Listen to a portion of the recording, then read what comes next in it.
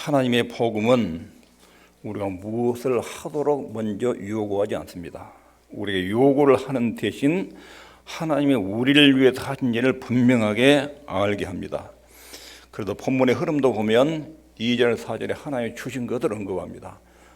하나님 주신 것을 언급하고 그 다음에 나와서 오늘 본문에 우리가 해야 할 일을 언급합니다. 그리고 9절부터 10절에 우리가 할 일을 잘했을 때 어떤 효과가 나타나는지 그 격려의 말씀으로 본문이 흘러갑니다. 왜 이런 식으로 하나님의 말씀이 흘러가는지 그 이유는 인간의 상태가 그렇습니다. 인간은 허물과 죄로 죽어있기 때문에 죽어있는 사람을 먼저 살려낸 다음에 그리고 나서 하나님 뜻대로 살라고 요구합니다. 아직 살아있지 않는 사람에게 하나님의 뜻을 요구하지 않습니다. 그래서 하나님이 우리를 살리기 위해서 무슨 일을 하셨는지 이거부터 먼저 하나님 우리에게 소개하는 것이 복음의 전개 방식입니다. 인간은 허물과 죄로 죽어있고 로마서 3장 10절에는 의인은 없나니 하나도 없다. 단 한 명도 하나님 앞에 의로운 사람이 없다. 3장 23절에 모든 사람이 하나님의 영광에 이르지 못한다. 죄를 지었기 때문에 하나님의 영광에 도달하지 못하기 때문에 하나님으로부터 뭔가를 받은 다음에 신앙생활이 가능합니다. 하나님으로부터 받지 않고는 신앙생활이 불가능하다는 것입니다. 인간의 상태가 그렇기 때문에 복음의 진술이 이런 논리적인 순서로 전개됩니다. 먼저 하나님의 주신 것에 대해서 언급합니다. 2절 4절에 3절에 보면 그의 신기한 능력, 그리고 생명과 경건에 속한 모든 것을 우리에게 주셨다. 먼저 내가 하나님께 이것을 받았다는 것을 인지를 해야 됩니다. 생명과 경건에 속한 모든 것, 즉 하나님의 자녀로 살 수 있는 모든 능력과 기반을 하나님 우리에게 넣어주셨습니다. 어떻게 넣어줬지요?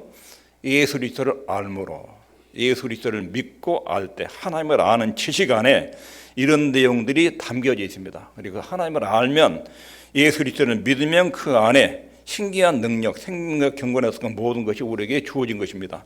4절에서는 이로써 그 보배롭고 지극히 큰 약속을 우리에게 주사. 보배롭고 지극히 큰 약속.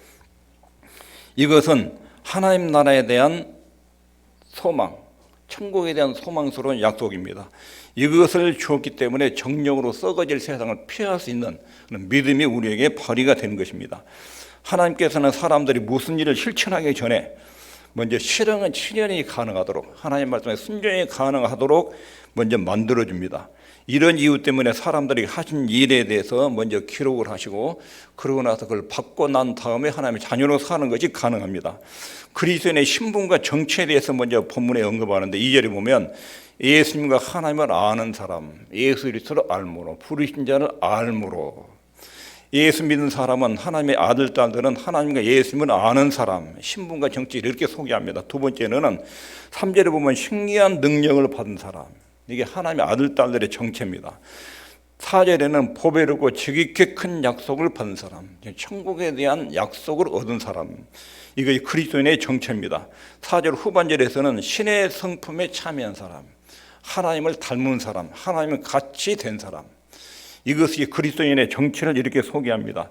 이것을 망각을 하면 침체합니다. 교회를 다니는데 왜 신앙이 힘이 없는가? 이것을 망각하면 그렇습니다.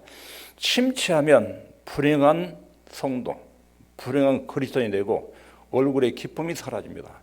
얼굴에 기쁨이 없는 교회 다니는 성도는 불신자들에게 아무런 영향을 끼칠 수 없습니다. 그러므로 이것을 기억해야 됩니다. 신기한 능력으로 생명과 경건에 속한 모든 것을 우리에게 주셨다. 나는 그런 기반이 예수 믿을 때 내 속에 주어져 있다 하는 것을 기억해야 됩니다. 그리고 보배롭고 지극히 큰 약속을 우리에게 주셨다. 이것을 기억해야 됩니다. 이것을 하나님 먼저 언급을 하고 난 뒤에, 우리에게 주신 것을 언급하고 난 뒤에 우리가 할 것, 노력할 것을 그 다음에 쭉 7가지의 신앙의 내용을 언급합니다. 5절부터 7절까지는 믿음에다가 이것을 공급을 해라. 그런데 이것이 공급이 안 될 때, 5절과 7절 내용이 부족할 때 어떤 현상이 생기는가? 이거 8절, 9절에서 언급을 하기를 10절까지 언급합니다. 먼저 이것이 모자랄 때, 5절부터 7절의 덕목이 모자랄 때 8절에 보면 게으르고 열매 없는 상태가 된다. 이런 것이 너에게 있어 흡족한즉 너희로 우리 주 예수 그리스도를 알기에 게으르지 않고 열매 없는 자가 되지 않게 하려니와. 5절부터 7절 내용을 잘 같이야 게으르지 않고 열매가 없는 상태, 게으름과 열매 없는 상태로 빠져들지 않는다. 이렇게 지금 말씀하십니다. 이 덕목을 잘 준행하고 순종하면 부지런한 것이 되고 열매가 있는 상태가 된다는 것입니다. 두 번째 5절 7절이 결핍이 될 때 앞을 못 보는 소경, 원시치 못하고 앞을 못 본다. 이런 것이 없는 자는 소경이라. 이런 내용이 속에 채우지 않으면 인간의 욕망 때문에 영적인 시각이 가려진다는 것입니다. 거룩을 추구하지 않는 사람은 옛날 생활로 돌아갈 위험이 굉장히 높습니다. 하나의 은혜를 깨닫지 못하면 믿지 않았을 때 삶의 패턴으로 돌아가기가 매우 쉽습니다. 앞을 못 보는 사람, 그리고 거룩을 추구하지 않는 사람. 9절에는 그의 예죄를 깨끗게 하심을 잊었느니라. 죄 용서받은 구속의 은혜를 잊어버린다는 것입니다. 그리고 눈에 보이는 현실적인 이득을 따라서 살아가는 이런 종의 사람이 된다는 것입니다. 5절 7절의 부정은 또 하나 현상이 실족한다. 그러므로 형제들아 더욱 힘써 너희 부르심과 택하심을 굳게 하라. 너희가 이것을 행한 즉 언제든지 실족치 아니하리라. 1절에 보면 모든 그리스도인들에게 베드로 사도가 편지를 쓰고 있습니다. 그런데 편지를 받는 사람은 모두 그리스도인들입니다. 그런데 베드로의 청중, 이 편지를 받는 성도들의 모습이 불행한 그리스도인입니다. 열매를 맺지 못하는 그리스도인, 생활에 목표가 없는 그리스도인, 다른 사람에게 아무런 유익을 주지 못하는 그리스도인, 자기 일에도 열매가 있고 다른 사람에도 영적인 파장을 끼치지 못하는 그런 그리스도인, 이런 사람들이 지금 베드로의 편지를 받고 있는 서신자들의 상황입니다. 그들은 예수님을 알긴 아는데 신앙에 자라지 않고 있습니다. 이런 모습은 우리가 너무 익숙하게 볼 수 있습니다. 왜 예수 믿는데 이런 상태에 빠진가? 왜 예수 믿는 사람이 이렇게 영향력이 없고 다른 사람보다 간정이 되지 못하고 자기도 힘이 없고 이렇게 인생을 사는가? 생활 속에 성결의 문제나 빛과 소금의 문제, 본이 되는 문제, 이런 것이 전혀 갖춰지지 않는 사람으로 사는가? 이런 모습이 베드로후서의 편지를 받는 성도들의 모습입니다. 이것은 우리에게 아주 익숙한 모습입니다. 우리에게도 그런 모습이 많이 나타납니다. 내가 하나님의 자녀라는 것을 알면서도 생활 속에 보일 것이 없는 이런 삶을 사는 경우, 성령을 받았는데도 불구하고 감격과 기쁨과 희망이 없이 사는 모습, 열매가 없다는 것은 다른 사람이 열매를 맺도록 하는 일에도 무력하고 자기도 열매를 맺지 못하고 나도 영향을 못 받고 다른 사람의 파장도 끼치지 못하고 이런 모습으로 사는 그리스도인이 많다는 것입니다. 좌절, 낙담 속에서 허덕이고 불안정하고 늘 불행하다고 느끼면서 사는 이런 사람, 하나님을 믿는데 늘 이런 불행 속에서 침체 속에서 사는 사람, 믿는다고 말을 하는데 항상 그 믿음의 기초부터 흔들릴 때가 있어서 언제든지 하나님과 그 일을 떠날 가능성이 있는 사람, 이것이 바로 베드로가 본문에서 다루고 있는 청중의 상태입니다. 왜 열매를 맺지 못하고 좌절과 절망과 무력감 속에서 신앙생활을 하고 있는가? 본문에 사는 핵심 내용은 훈련 부족이다. 이것을 지금 지적합니다. 왜 훈련이 부족한 상태로 머물러 있는가? 왜 그런 신앙 상태로 지속하고 있는 두 가지 이유가 있습니다. 하나는 믿음에 대한 그릇된 이해 때문입니다. 5절에 읽겠습니다. 시작. 이러므로 너희가 더욱 힘써 너희 믿음의 덕의 지식을, 힘써서 해야 될 일인데 믿음에다가 무엇을 공급을 해야 된다. 그런데 이런 사람은 침체합니다. 하나님이 다 알아서 하겠지. 그리고 하나님께 맡겨버리고 자기는 안 해요. 할 일을. 이러면 신앙이 반드시 침체됩니다. 믿음을 착각하면 그래요. 하나님께 다 맡겨버리고 나는 안 해요. 이건 자포자기지 그건 믿음이 아닙니다. 근데 이 믿음에다가 뭔가를 더해주라는 거예요. 공급해주라는 거예요. 여기 믿음에 대해서 두 가지 가오를 조심해야 됩니다. 내 힘으로 구원받으려고 노력하는 이거 조심해야 되고, 또 내가 구원받았으니까 아무렇게 살아도 된다는 이런 두 가지 극단적인 태도를 주의해야 됩니다. 성경적 믿음은 하나님께서 예수님을 닮도록 자원을 주셨다. 내가 하나님의 자녀답게 살 수 있도록 모든 힘과 능력을 내 속에 넣으셨다. 나는 그것을 잘 믿음으로 활용하면 하나님의 자녀를 충분하게 살아갈 수 있다. 이것이 건강한 성경적 믿음입니다. 하나님이 내가 주님을 닮도록 자원을 주지 않았다면 아무것도 해낼 수 없습니다. 이것이 없으면 아무것도 아닙니다. 우리는 예수님 안에서 포도나무에 원줄기에 붙어있는 가지, 이 아버지로부터 예수님으로부터 양분을 흡수해서 살아가는 그런 하나님의 자녀들입니다. 3절에 보면 신기한 능력으로 생명과 경건에 속한 모든 것을 주셨다. 이것을 받았으면 너희 편에서 이런 것들을 해라. 신앙의 두 번째 큰 훈련 부족의 요소는 게으름과 나태 부분입니다. 이것이 우리를 열매를 맺지 못하게 하고 좌절 속에 있게 하고 타인에게 영향력을 끼치지 못하는 상태에 머물게 합니다. 기쁨과 평강, 즐거움을 상실하게 만드는 요인이 게으름과 나태, 힘쓰지 않는 일 때문입니다. 5절에 이러므로 너희가 더욱 힘써, 10절에도 그러므로 형제들아 더욱 힘써라. 근데 무슨 일에 힘쓰는 것인가? 여기서 말하는 게으름은 일하지 않고 노는 것, 이런 것을 말하는 것이 아닙니다. 우리를 가장 괴롭히는 이유 중에 하나가 게으름과 나태함입니다. 다른 활동에는 열심히 많아요. 그런데 영적인 문제에서는 게을러요. 여기서 지금 처져가는 것은 영적인 문제에 대한 게으름을 말합니다. 기도 시간을 가지려고 하면 갑자기 피곤해집니다. 성경 좀 읽으려고 그러면 막 잠이 오고 권태롭고 따분하게 느껴집니다. 그런데 텔레비전에 나온 것은 그렇게 드라마를 보는 데는 시간 가지 모르고 보냅니다. 컴퓨터, 핸드폰, 게임, 스포츠 이런 것도 집중을 합니다. 그런데 이상하게 영적인 문제만 딱 들어가려고 그러면 피곤합니다. 그래서 시간이 없어서 기도를 못 하겠다는 거예요. 시간이 없어서 성경을 못 읽고 교회에 나갈 시간이 없어요. 이게 엄청 게으른 거예요. 영적으로 게으른 거예요. 이것이 나태, 게으름, 이것이 훈련이 안 돼 있어서 예수 믿어도 이런 훈련이 안 돼 있어서 우리의 침체가 옵니다. 열매가 맺지 못하고 영향력을 상실한 이유가 여기에 있습니다. 우리의 생활 구조는 텔레비전, 핸드폰, 인터넷, 스포츠, 취미생활 이건 너무 밀접하게 관련되어 있습니다. 영적인 생활의 성공은 내가 지금 TV, 게임, 스포츠 막 이런 데 집중하는 시간을 빼내가지고 내 영혼에다 시간을 투자를 해야 돼요. 그게 부지런함이에요. 부지런함. 영적인 생활의 성공은 그런 시간을 취해서 자기 영혼에다가 양분을 주는데 사용해야 돼요. 그게 부지런함이에요. 부지런함. 베드로의 논리적 순서는 하나님께서 예수님을 닮게 하는 능력을 주셨다. 이것이 없이는 너희가 하나님의 자녀로 살 수 없다. 먼저 하나님이 주셨다. 우리는 받았다. 받았으면 너희 편에서 이런 것을 해라. 우리 편에서 할 일을 그 다음에 기록했어요. 하나님 우리한테 요구하는 거. 우리 편에 할 일이 5절부터 7절까지 세 가지 항목으로 나눠서 기록을 했습니다. 먼저 이 첫 번째는 믿음의 특성을 알아야 된다. 우리가 믿는 신앙에서 믿음이란 뭐냐? 믿음의 특성을 정확하게 알아야 된다. 이게 오해되면 열매가 맺지 못합니다. 두 번째는 내적인 기질. 내적인 기질로 절제와 인내를 언급해요. 세 번째는 다른 사람에 대한 우리의 관계. 형제 우애의 사랑을 공급하라. 뒷부분이 형제 우애의 사랑. 그러니까 대인관계의 문제를 다룹니다. 믿음의 특성, 내적인 기질, 다른 사람에 대한 우리의 관계. 이걸 다시 설명하면 믿음의 특성에 대해서 정확하게 알아야 됩니다. 내가 하나님을 믿는다고 하는데 내가 믿는 그 믿음의 특성이 뭐냐? 이걸 정확하게 인지해야 됩니다. 두 번째는 우리를 반대하고 적대하는 세상에 살고 있다는 걸 기억해야 됩니다.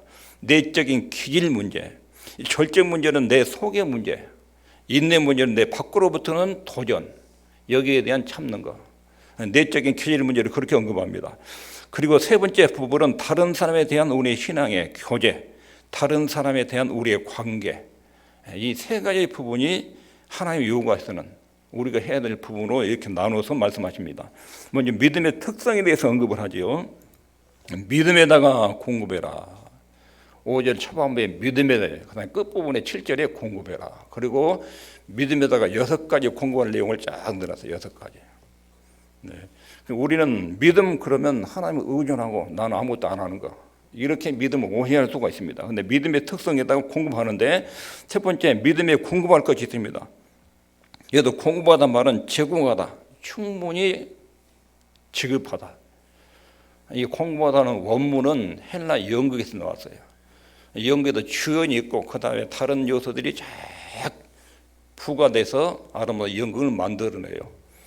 믿음이라는 내용에 거기다가 뭔가를 제공해 줘야 돼요.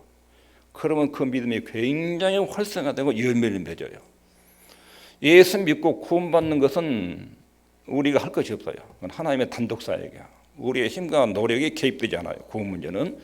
성장하는 믿음에 있어서는 뭔가를 계속 공급을 해줘야 돼요. 근데 믿음에다 뭘 공급하라 하냐면 덕과 지식을 공급하라 이렇게 말해요. 덕. 여기서 말하는 덕은 탁월한 인품이 아니에요. 여기서 덕을 탁월한 인품으로 말하면 그 다음에 나온 것도 다 덕이에요. 덕.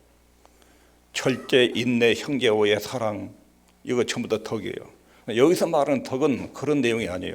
탁월한 인품, 바르고 착하고 부드러운 마음씨 이런 것들이 아닙니다. 여기서 덕이라는 것은 자동차로 말하면 기름, 휘발유. 아무리 고급 성차라도 휘발유 없으면 고철이에요. 쓸모가 없어요. 고급차에 휘발유를 넣어줘야 이 차량이 움직여요. 에너지. 우리의 믿음에다가 활력, 생기, 에너지를 넣어줘서 활기찬 믿음이 되게 하라. 믿음에다가 덕을 공급해라. 믿음에다가 기도를 그리고 확신, 하나님 말씀을 이런 것들 계속 공급을 해줘야 그 믿음이 활성화되고 활기찬 믿음이 되는 거예요. 믿습니다 하고 아무것도 안 하고 다 맡겨놓고 쳐다보고 있으면 틀림없이 낙담합니다. 되는 일이 없습니다. 믿음을 그렇게 오해하면 신앙이 침체합니다. 믿음에다 계속 덕, 에너지와 생기를 공급해서 활기찬 믿음이 되게 하라. 베드로가 지금 취급하고 있는 청중들은 맥이 빠져있고 나태하고 훈련이 안 된 신자들입니다. 믿습니다 하고 다른 걸 안 하는 사람들입니다. 예수님 믿습니다 이렇게 말하고 다른 것을 안 하고 하나님이 다 해결해 주셔서 믿고 생각하고 이런 분들은 대부분 기도 응답을 받지 못합니다. 무기력하고 침체된 신앙생활을 하게 됩니다. 이런 경향의 믿음이 무기력하고 권태에 빠지게 됩니다. 진리를 믿는 믿음에다가 활력을 넣어라. 네가 하나님 말씀 믿으면 거기다 생동과 활기를 불어 넣어라. 진리를 끌려가는 것처럼 믿음 생활하지 말고 하나님을 아는 일, 영적인 일, 대단한 관심과 열정을 가지고 생기를 불어넣어라. 첫 번째 믿음의 특성은 덕을, 에너지를 공급해야 돼요. 이 믿음을 그대로 놔두면 죽습니다.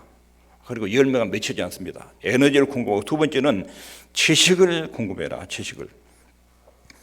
영혼의 활발한 활동과 함께 지식을 충분히 공부하는 거예요. 지식은 일종의 통찰력, 이해력, 깨달음.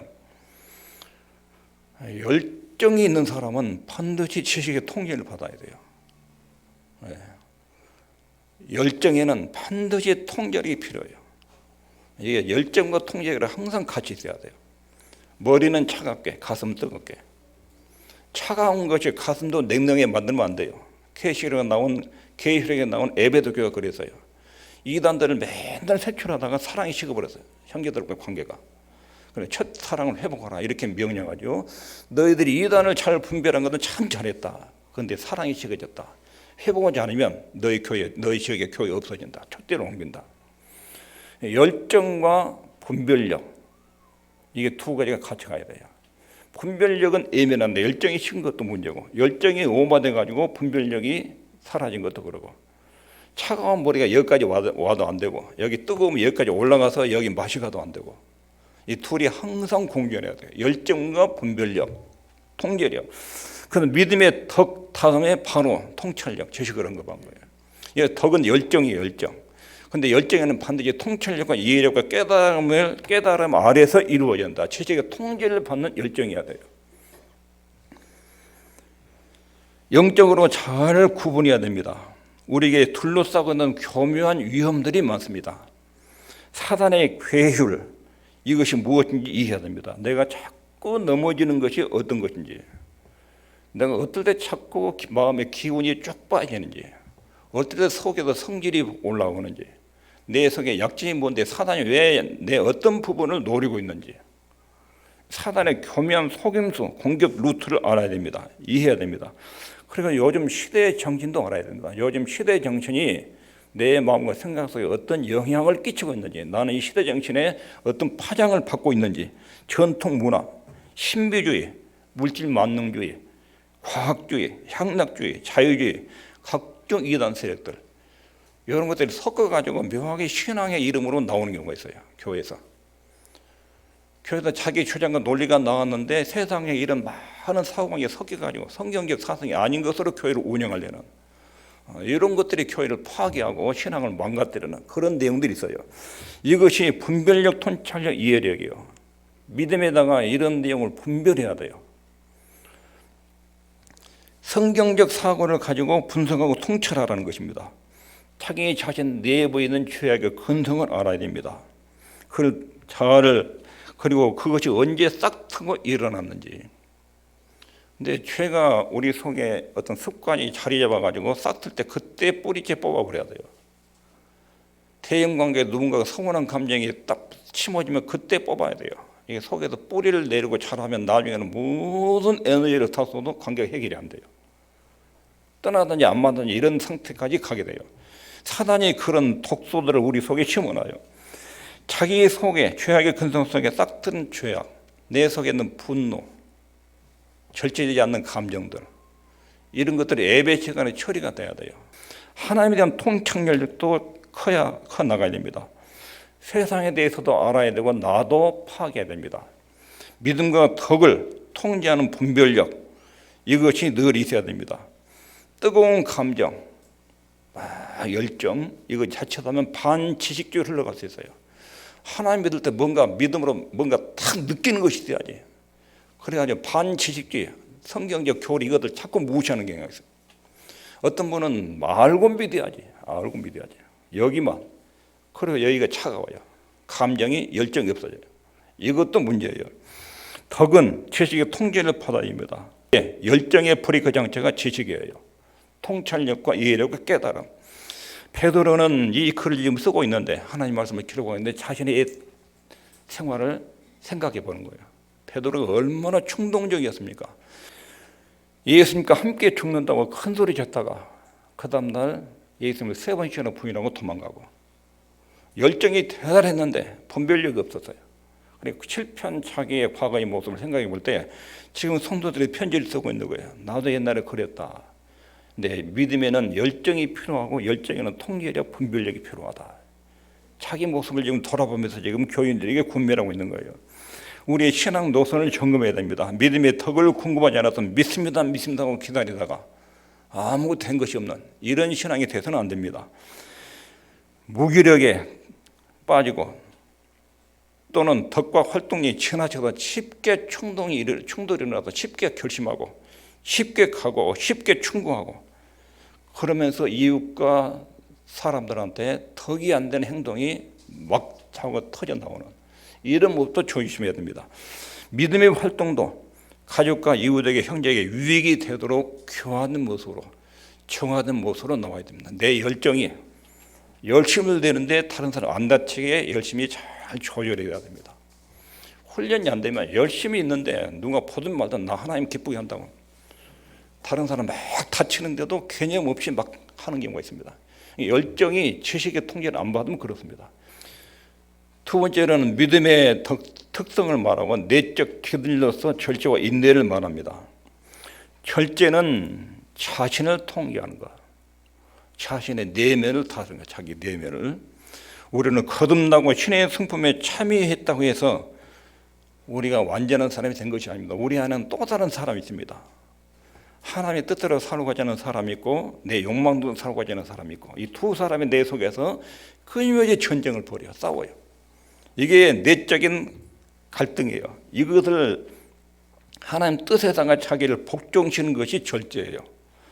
내 생각을 하나님 생각에다 굴복시키는 거, 이게 절제력이야.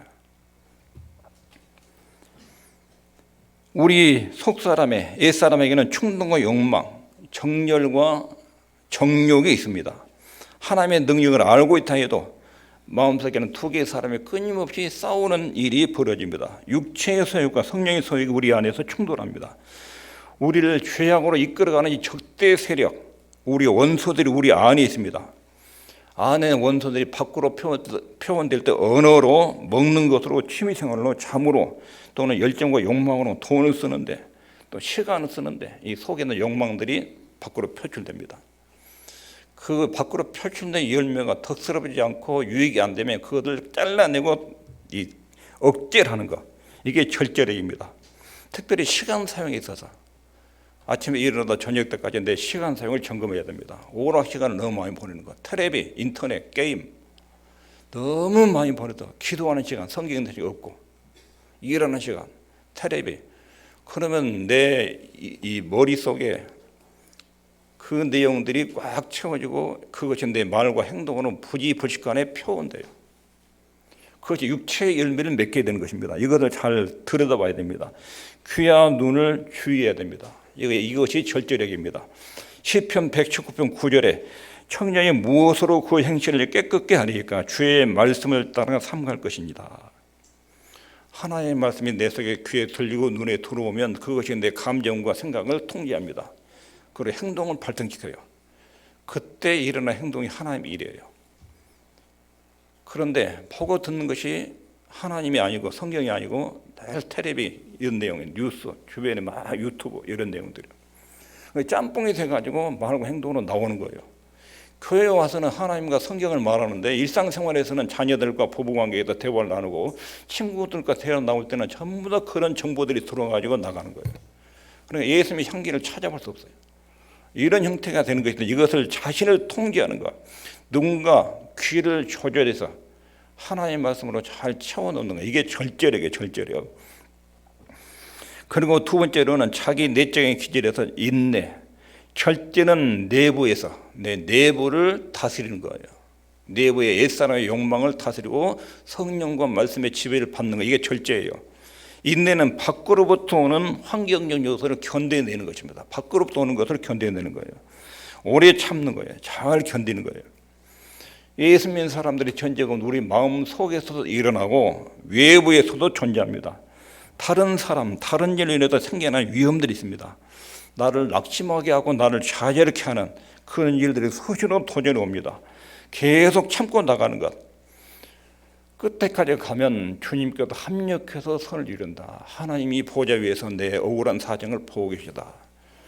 이것을 아는 지식이 인내, 오래 참는 것을 만들어냅니다. 베드로의 경우는 3번씩이나 예수를 모른다고 부인했습니다. 아무리 위대한 신앙 고백도 실행이 없으면 그것이 무효화되고 유익이 없다는 것입니다. 베드로의 청중은 핍박, 거짓 교사들의 가르침들에 지금 의해서 굉장히 흔들리고 있습니다. 갑작스러운 사건으로 낙심되고 주춤하고 이런 일이 터지는데 이럴 때 잘 견뎌야 됩니다. 오래 참아야 됩니다. 예수님의 심판대에 선다는 믿음으로 이것을 견뎌내고 참아내는 것을 여기서 말하는 인내, 내적인 기질입니다. 내적인 기질도 절제는 우리 내부에서 일어난 일이고 인내는 밖으로부터는 도전을 견뎌내는 거, 이게 인내라고요. 하나님 우리에게 믿음에다가 이런 내적인 기질을 채워라. 너희들이 이미 신의 성품이 너희들 속에 있으니까 기도하고 움직이면 그것이 너희 속에서 이런 기질들이 작용이 된다. 그렇게 움직여라 하는 것입니다. 그리고 세 번째 부분은 다른 사람에 대한 우리의 관계, 이걸 말합니다. 첫 번째는 경건을 말해요. 경건은 하나님에 대한 우리의 관계입니다. 이것이 모든 관계의 기본입니다. 하나님과 내 관계에 죄가 끼면 사람들 관계도 악화됩니다. 하나님과 내 관계가 옳고 친근한 관계를 유지하면 사람 관계가 살아납니다. 회복되고 아름다워집니다. 하나님과의 올바른 관계를 위해서 모든 삶을 조절하는 것, 이것이 경건입니다. 두 번째로는 이런 경건이 형제우애. 형제우애는 성도들과의 관계예요. 교회 다니는 성도들과의 아름다운 관계, 사랑의 관계. 서로 사랑해라. 서로를 위해서 참아야 될 것.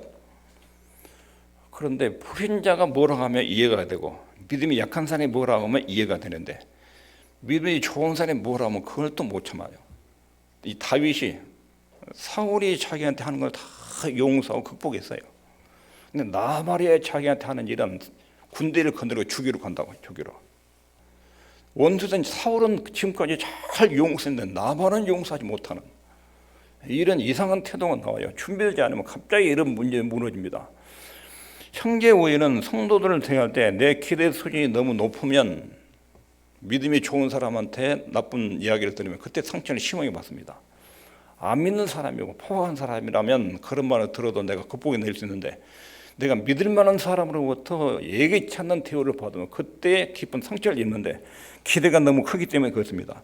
형제우애 부족으로 교회 안에 많은 해악과 피해가 발생합니다. 형제우애. 하나님과의 관계 올바로 해라. 그리고 성도들 관계 바르게 해라. 그리고 형제 우애의 사랑을 공급하라. 사랑. 그건 이웃의 불신자들의 관계예요. 마지막 번의 사랑은 안 믿는 사람들의 관계. 믿음 밖에 있는 사람들에게 베푸는 사랑. 죄인들 속에 있는 영혼을 봐라. 아무리 악랄한 불신자도 그 속에 하나의 형상이라는 영혼이 있다. 이것을 보고 불쌍히 여겨라. 이게 사랑이에요. 경건의 형제 우애의 사랑을 공급해라. 이게 대인관계예요. 여기까지 하나님 우리에게 요구하신 것, 첫 번째 하나님 당부하는 것은 현재 신분을 상기해라. 너희는 보배롭고 지극히 큰 약속을 받은 사람이라. 그래 정욕을 연하여 세상에 썩어질 걸 피한 백성들이다. 신의 성품에 참여한 사람들이다. 너희들의 신분과 정체성에 대해서 올바로 알아라 하는 것이 하나님 원하시는 첫 번째 내용입니다. 그렇게 되면 실족지 않는다. 산 맛이 난다. 9절에서도 이런 것이 없는 자는 소경이라. 원시치 못하고 그의 옛 죄를 깨끗게 하시면 이더니라. 5절 10절에 결함이 일어나면, 이 내용이 지금 믿음에다가 6가지 덕목에 대한 결함이 발생하면 미래를 멀리 보지 못하고 늘 현실의 필요 때문에 넘어지는 이런 상태에 안주하게 된다는 것입니다. 이런 것이 없는 자는 소경이라. 이런 것은 5절 7절의 내용을 말해요. 이 내용이 신앙이 얼마나 중요한 내용인지 1장의 중심 내용을 이루는 것입니다. 두 번째 격렬해요. 11절에 이같이 하면 5절부터 7절을 너희들이 잘 순종하고 살아가면 곧 우리 주 예수 그리스도의 영원한 나라에 들어감을 넉넉히 너희에게 주시리라. 이 사람들은 전부 다 천국 들어갈 사람들입니다. 1장에서 1장 1절에도 구원받는 사람들에게 편지를 쓰고 있습니다. 편지 받는 사람들 이미 천국 들어간 백성들입니다. 그런데 넉넉히 들어간다. 영광의 세계에서 말하는 거예요. 너희가 5절부터 7절 내용을 부지런히 순종하고 실행하면 현재도 결코 실족하지 않을 것이고 큰 기쁨과 행복을 얻게 될 것이고 풍성한 기쁨을 아는 채로 천국으로 이사를 갈 것이다. 이런 뜻이에요. 넉넉히 들어간다는 말은 너희들이 지상에 사는 동안 풍성한 기쁨을 누리며 살다가 하나님 나라에 들어간다. 그렇게 살려면 5절부터 7절에 믿음에다가 6개의 덕목을 잘 채워줘라. 그렇게 하면 너희들이 지상에서 끝내준 인생을 산다. 이렇게 군면하고 있습니다. 열매 없고 불행하다고 느끼고 있다면 5절 7절 내용을 꼭 마음속에 담고 계속 묵상하게 됩니다. 믿음에다가 열정을 공급해라. 믿음에다가 덕을 공급해라.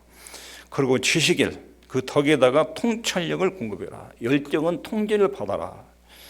그리고 자기 통제, 내면에 일어나는 옛사람의 정욕을 하나님 말씀과 성령의 감동으로 억제를 해라. 이게 절제예요. 그리고 하나님과 관계를 유지하기 위해서 다른 시간들을 조절을 해라. 이게 경건. 형제 우애의 이 절제에다가 경건을 공급해라. 그리고 성도 간의 사랑, 형제 우애를 공급해라. 그리고 불신자들과의 사랑, 이 사람들을 사랑으로 대하는 건 이웃에게 사랑을 제공해라.